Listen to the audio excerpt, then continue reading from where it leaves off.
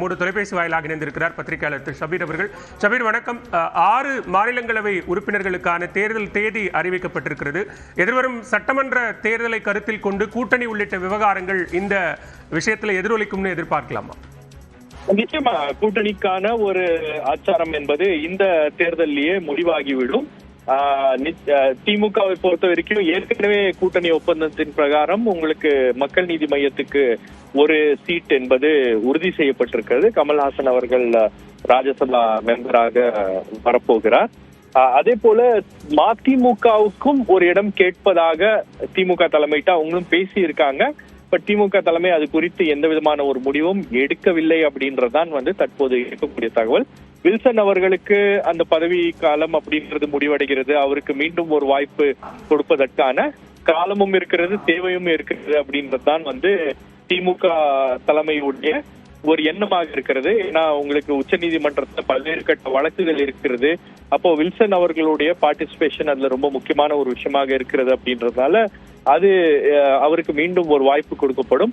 MM அப்துல்லாவுக்கு மீண்டும் ஒரு வாய்ப்பு கொடுப்பதற்காக ஒரு டிஸ்கஷன் உள்ள போயிட்டு இருக்கு. பட் அதே சமயத்துல சிறுபான்மையில இருக்கக்கூடிய வேறு யாருக்காச்சும் கொடுக்க வேண்டும் அப்படின்ற ஒரு அழுத்தமும் திமுகவுக்குள்ளேயே இருக்கு. அதே போல திமுகவுல இருக்கக்கூடிய நிறைய தலைவர்கள் மீண்டும் ஒரு வாய்ப்புக்காக அவர்களும் திமுக தலைமையை அணுகி இருப்பதாக தகவல்கள் வெளியாகியுள்ளன. குறிப்பாக RS பாரதி, அதுக்கப்புறம் TK சிலங்கோவன் போன்றவர்கள்லாம் மீண்டும் அப்ரோச் பண்ணி இருக்கிறதா கேட்கிறாங்க.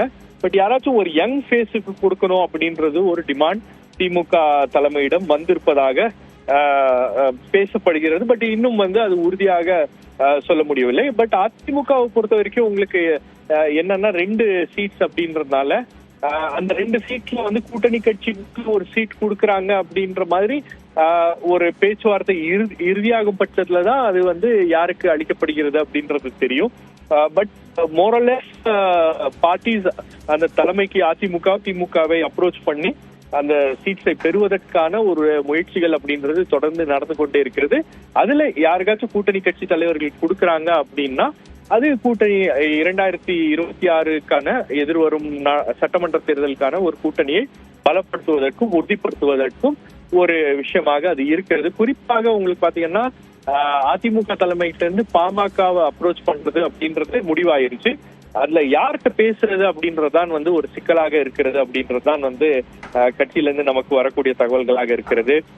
திரு ராமதாஸிடம் பேசுவதா அல்லது திரு அன்புமணி ராமதாஸிடம் பேசுவதா? ஏன்னா அந்த கட்சியில பாமகவுக்குள் ஏற்பட்டிருக்கக்கூடிய குழப்பம் என்பது அது ஒரு குடும்ப பிரச்சனையாக இருக்கிறது. அரசியல் ரீதியான பிரச்சனையும் இல்ல, அது குடும்பத்துக்குள்ளேயே ஒரு பிரச்சனை அப்படின்றதுனால அதை எப்படி அணுகுவது, அது யார் மூலமாக அணுகுவது அப்படின்றதுதான் ஒரு சின்ன டிஸ்கஷனாக இருந்து கொண்டு இருக்கிறது. பட் அதையும் இப்போ இந்த தேர்தல் அறிவிக்கப்பட்டிருக்கக்கூடிய நிலையில 2 கட்சிகளுக்கும் அந்த தேவை அப்படின்றது இருக்கும் பட்சத்துல அந்த பேச்சுவார்த்தை மீண்டும் நடக்கும் அப்படின்றது வெளிப்படையாக தெரிகிறது. நன்றி ஷபீர். இணைப்பில் கருத்துக்களை பகிர்ந்து கொண்டமைக்கு நன்றி.